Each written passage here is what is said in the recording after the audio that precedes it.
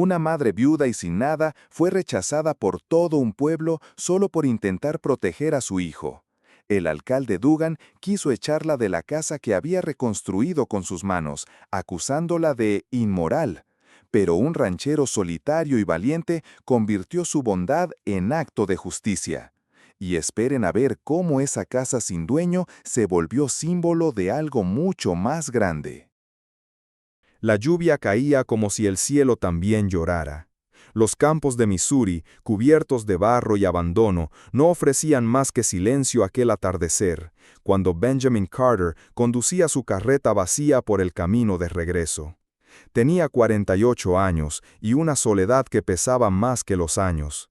3 días antes había enterrado a su hermano menor, el último de su sangre, y como única herencia recibió una casa rota, sin techo, sin puertas, sin alma. No había regresado allí aún, no por miedo al polvo ni a los fantasmas, sino porque nadie lo esperaba. Al bordear la antigua estación de tren, cerrada desde hacía meses, algo llamó su atención. Bajo el tejado vencido, acurrucada contra la pared húmeda, una figura encogida temblaba. Una mujer joven, empapada de pies a cabeza, sostenía entre sus brazos un bultito envuelto en una tela mojada. El bebé lloraba apenas, con el sonido desgarrado de quien ya no tiene fuerzas. ¿Está usted bien?, preguntó Benjamin, bajando de la carreta. Su voz era ronca, pero no dura. La mujer lo miró despacio, como quien ya no espera piedad. Tenía el rostro demacrado, los labios morados del frío y los ojos hinchados por el llanto o el cansancio. No respondió de inmediato, solo asintió, muy despacio. Se llamaba Grace Whitmore, tenía 27 años y una historia que ya no sabía cómo contar sin romperse.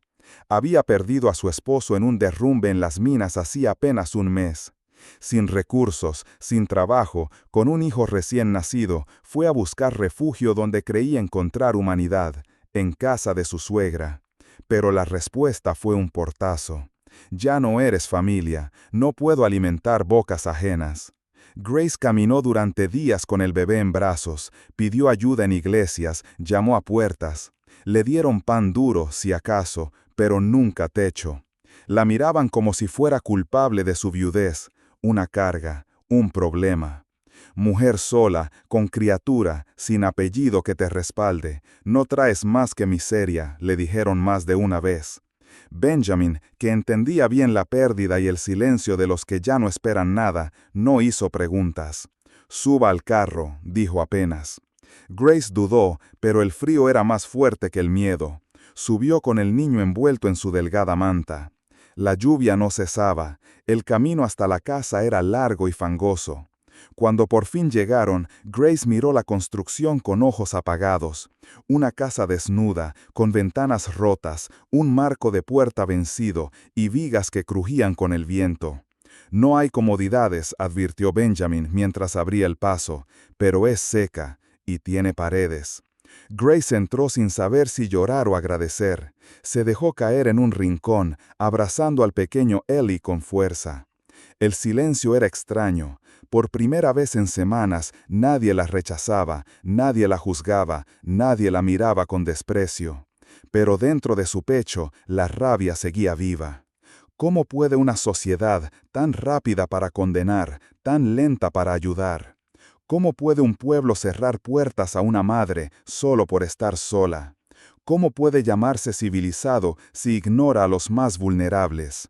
Grace no lo sabía, solo sabía que seguía respirando, que su hijo seguía vivo, y que aquel hombre, desconocido y callado, había hecho más por ellos en una noche que todo el pueblo en un mes. Los primeros días en aquella casa sin dueño fueron casi mudos, no por desconfianza, sino porque a veces el alma necesita tiempo para recordar cómo se habla.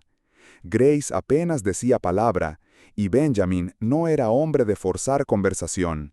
Cada mañana, él se levantaba con el amanecer. Salía a buscar leña, agua del arroyo, algo de comida de su pequeño huerto descuidado. Ella se quedaba en la casa, envuelta en una manta que él había encontrado entre las cosas viejas de su hermano. En un rincón de la cocina reparada, mecía al pequeño Eli y le cantaba bajito canciones que ya no creía recordar. Su cuerpo aún no sanaba del todo.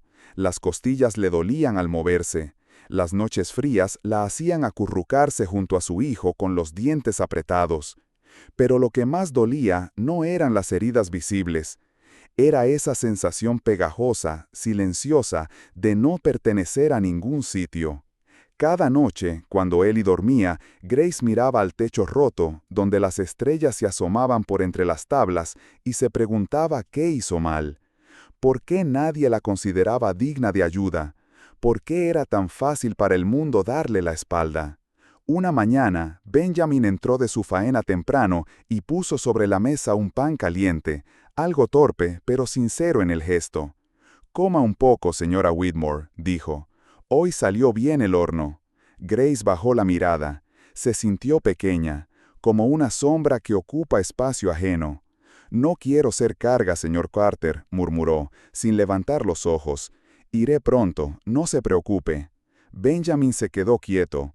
Luego, muy serio, frunció el ceño. «¿A dónde vas a ir, Grace?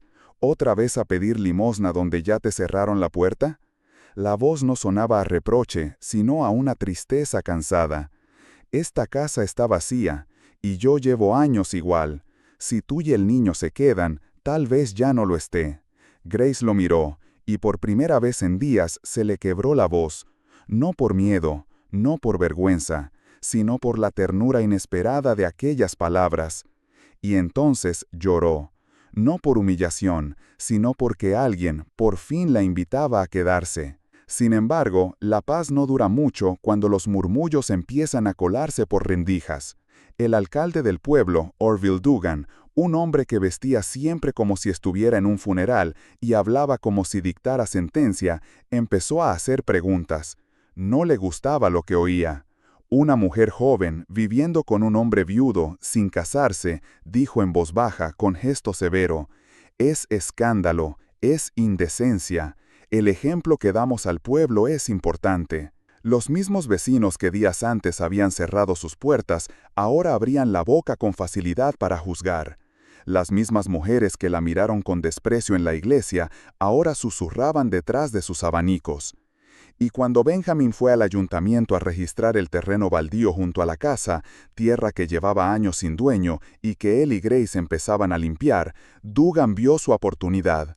Lo denunció formalmente por convivencia inmoral y por intentar apropiarse ilegalmente de propiedad pública. «No vamos a permitir que se instale un mal ejemplo en el corazón de nuestra comunidad», declaró el alcalde en voz alta, firme frente a todos. Lo que no dijo fue lo que murmuró después a su asistente, con un tono que dejaba ver su verdadera motivación. «Ese terreno lo tenía reservado para mi sobrino. No voy a dejar que un viejo sin apellido ni una mujer de mala fama lo reclamen primero». Grace no lo sabía aún, pero una nueva tormenta se acercaba, y esta vez no caería del cielo. La visita del alguacil no fue anunciada. Llegó temprano, mientras Benjamin encalaba una de las paredes traseras y Grace lavaba ropa con agua de lluvia. El sonido de los cascos sobre el barro alertó primero al perro del vecino y luego a ellos. El hombre, seco y sin emoción, desenrolló un papel arrugado y leyó con voz plana: «Orden de desalojo por ocupación indebida y comportamiento impropio dentro de jurisdicción moral del condado». Grace se quedó helada. Benjamin apretó los puños, las mandíbulas, todo el cuerpo. Pero fue ella quien dio un paso al frente. Se interponía entre su hijo y el mundo desde que nació, y ese día no fue la excepción. Esta casa estaba abandonada cuando llegamos. No tenía puertas, no tenía nada. La limpiamos, la reconstruimos, sembramos tomates con nuestras manos, dijo, mirando al alguacil directamente. Y si quieren que me vaya solo por ser madre, sola y pobre, tendrán que llevarse también a mi hijo». El silencio fue espeso como tormenta. El alguacil no dijo más. Se limitó a dejar la orden en la mesa y se marchó. Pero esas palabras, dichas sin temblor, con la fuerza de quien ya no teme perder porque ya lo ha perdido todo, se esparcieron como viento caliente por el pueblo. Primero fueron miradas, luego murmullos, Después, manos. Una mujer que antes había evitado cruzarse con Grace le dejó discretamente una cesta con pañales y un pan recién horneado. Otra, viuda desde hacía años, se acercó al cercado con una manta tejida a mano y dijo en voz baja: «No están solos, no todos pensamos como el alcalde». Un maestro jubilado, de paso por el pueblo, oyó la historia y ofreció algo insólito: enseñarle a Grace a leer. Una mujer con esa voz necesita que el mundo la escuche, pero también que ella pueda leerlo. Incluso un niño que pasaba a diario por el camino de tierra rumbo a la escuela dejó una hoja doblada bajo una piedra con letra desordenada. «Gracias por no rendirse, señora». Benjamin observaba todo con una mezcla de asombro y gratitud silenciosa. El pueblo, ese mismo que días atrás lo señalaba, empezaba a cambiar. No todos, pero algunos, suficientes. Fue entonces cuando él comprendió que no bastaba con agradecer en silencio. Había que actuar. Reunió firmas, caminó de casa en casa. No pedía favores, no imploraba, solo contaba los hechos. Mostraba fotografías del antes y después de la casa. Enseñaba las manos de Grace llenas de cortes por trabajar la tierra. Hablaba de justicia. Y cuando llegó al juzgado del condado, se presentó con las hojas en la mano y la frente en alto. «No vengo a pedir compasión», dijo frente al juez. «Vengo a preguntar algo simple. ¿Es ilegal darle techo a quien lo necesita? ¿Es crimen vivir dignamente sin pedirle nada al Estado?» Y entonces, con voz más baja, pero firme: «Porque si ayudar a una madre y a su hijo a levantarse está mal, entonces este país está más roto que esta casa cuando la heredé». El juez no respondió de inmediato, pero las palabras quedaron flotando. Y fuera del edificio, bajo el mismo sol que días atrás parecía imposible, Grace sostenía a su hijo en brazos y por primera vez en mucho tiempo respiraba sin miedo. No fue de inmediato, ni con aplausos ni discursos. Pero cuando el juez leyó su dictamen en voz firme, algo cambió. «La tierra es suya», declaró, «por derecho de mejora y ocupación útil». Y además, este tribunal considera que ninguna autoridad local tiene poder moral ni legal para discriminar por estado civil ni condición económica. Benjamin no sonrió, solo cerró los ojos y asintió despacio. Grace, sentada en el banco de madera, sostuvo con más fuerza al pequeño Eli que dormía en su regazo. Orville Dugan, el mismo que había dictado condenas sociales disfrazadas de moral, no tardó en caer. Una investigación reveló lo que muchos sospechaban: favoritismos, apropiación indebida de terrenos y asignaciones injustas para beneficio de su familia. Fue destituido en silencio, sin discursos, sin defensa posible. Mientras tanto, en la pequeña casa de madera al final del camino, la vida empezaba a brotar. Ya no había puertas rotas.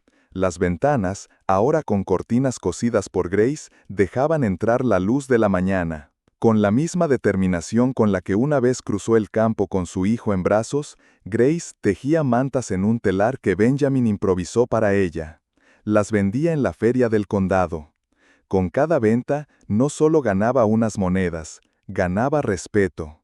Algunos ya no la llamaban la viuda, ahora era la señora Whitmore, o simplemente Grace. Benjamin volvía al campo cada mañana, pero ahora lo hacía con otra mirada. No solo buscaba leña, traía flores silvestres, tomates maduros y noticias del pueblo. Algunas buenas, otras no tanto, pero todas eran compartidas en la mesa de madera que construyeron juntos. Una tarde, mientras el cielo se teñía de naranja y el canto de los grillos comenzaba a llenar el aire, Benjamin se sentó en el escalón del porche. Grace salía de la casa, con él y ya más crecido, y riendo entre sus brazos. Benjamin la miró largo rato. Había prometido nunca más formar familia. La fiebre tifoidea le había arrebatado esposa e hija hacía más de 10 años. Desde entonces, había decidido que el amor era un lujo peligroso. Pero ese día, el silencio que una vez lo protegía, le pareció insoportable. «Grace», dijo, con la voz más suave que había usado en años, «¿te gustaría que esta casa sin dueño llevara tu nombre?»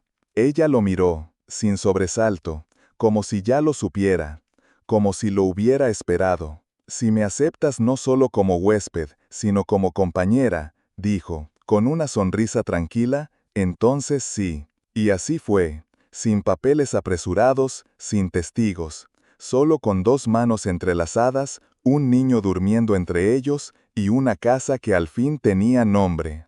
Donde antes había vigas podridas, ahora crecía un jardín. Donde antes solo había viento y ecos, ahora se oían risas. Risas que viajaban desde aquel porche humilde hasta la carretera, como si quisieran contarle al mundo que a veces la bondad también gana, y que una casa, por muy rota que esté, puede ser hogar si quienes la habitan eligen no rendirse.